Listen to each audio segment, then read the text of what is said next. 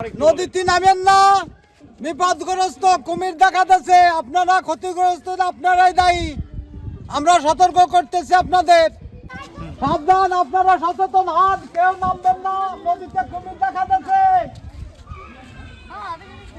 সতর্ক বাণী, আপনারা ক্ষতিগ্রস্ত, আপনারাই দায়ী। গতকাল 3 বার কুমির দেখা গেছে। গতকাল 3টে 3:30টার দিক দেওয়ানবাড়ি স্কুলের এই নদীর কাদায়, পদ্মা নদীর কাদায় আজকে অনেক লোক ভিড়ছে, এখনও কুমির দেখা যায় নাই। সময় আছে এখনও, রোদ করা হলে হয়তো কুমির ভেসে ওঠে। আমি মোহাম্মদ দেলোয়ার হোসেন, আমরা বন বিভাগ থেকে আসছি।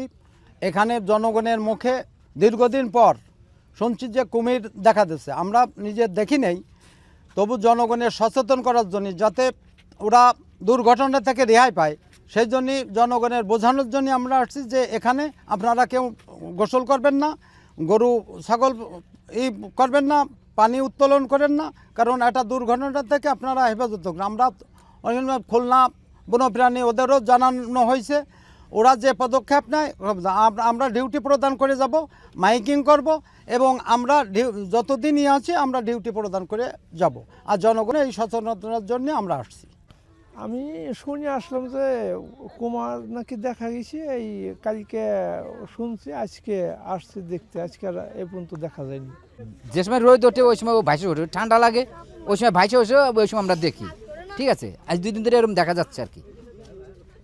এখন আমরা এই অপেক্ষায় এখন আছি যে রোদ উঠে দেখবো, এই আসে দাঁড়া আছে এখানে। ওর ভয়তে কেউ যাচ্ছে না, মানে নদীতে মাছ মারবে যাচ্ছে না, কেউ কাপড় খাইতে যাচ্ছে না, এক কলস পানি নিতেছে না। ঠিক আছে, ভয়তে নদীর পাড়ে দাঁড়া আছে মানুষ, সবাই আসতেছে, দেখতে আসতেছে, এই আসা দাঁড়া আছে মানুষ। ওই যে আমার সমান বয়সী একজন একটু আগে আমার কাছে বললে যে আমরা গতকাল দেখছি 5-6 বার উঠছিল। হ্যাঁ, আমার ছেলেও বললো, তা আমি আবার বললাম যে লম্বা কত বড়, বললো যে 5-6 হাত লম্বা। তখন যে আমি বাড়ি যাই, যে নাতি ভাই সাথে করে আসলাম, যে আমিও দেখি আসি দেখা যায় নাকি, এই জন্য আসছে। গত 1 মাস যাবৎ এই এলাকায় কুমিরের আতঙ্ক, কুমির দেখা গেছে। আমরা স্থানীয়দের সাথে কথা বলেছি আজকে সকালেও, স্থানীয়রা যেমনটি দাবি করেছেন, রাজবাড়ীর পদ্মা নদীর 28 নং সরকারি প্রাথমিক বিদ্যালয়ের, আমরা ঠিক যে স্থানটিতে দাঁড়িয়ে আছি তার ঠিক এই পেছনটিতে গত 2 দিনে অন্ততপক্ষে 3 থেকে 4 বার কুমিরের দেখা মিলেছে। এবং এই বিদ্যালয়ের একজন শিক্ষক তিনি তার মোবাইল দিয়ে সেটিকে কিন্তু ছবি ধারণ করেছেন, এবং সেই ছবি সোশ্যাল মিডিয়ায় ভাইরাল হয়েছে।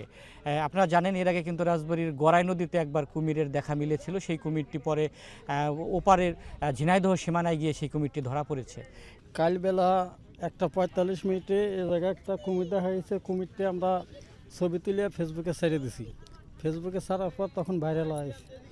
এই ব্যাপারে প্রশাসনকে বিশেষভাবে অনুরোধ করছি যাতে পদক্ষেপ নিয়ে যাতে কুমির থেকে সাধারণ জনগণ যাতে রক্ষা পায়, এর ব্যবস্থা নেওয়ার জন্য বিশেষভাবে অনুরোধ করা যাচ্ছে। আমি ধরেন মাছ মেরেই খাই, এমন ধরেন কালকে থেকেই কুমির দেখা গেছে। আজ তো আর নাম্বার ফেলতেছি এই ভয়তে, এই আতঙ্কের পার আছে। আমার লোক আলো ছোটো, দেখা লোক বেশি বাড়ি দেয়, লোক দাবা দিল, আমার হুঁতে খাওয়া পালাইলো। আমি খাবো কী করি, যে ডাঙায় বসে আছি, চাইলো নাই ডাইলো নাই।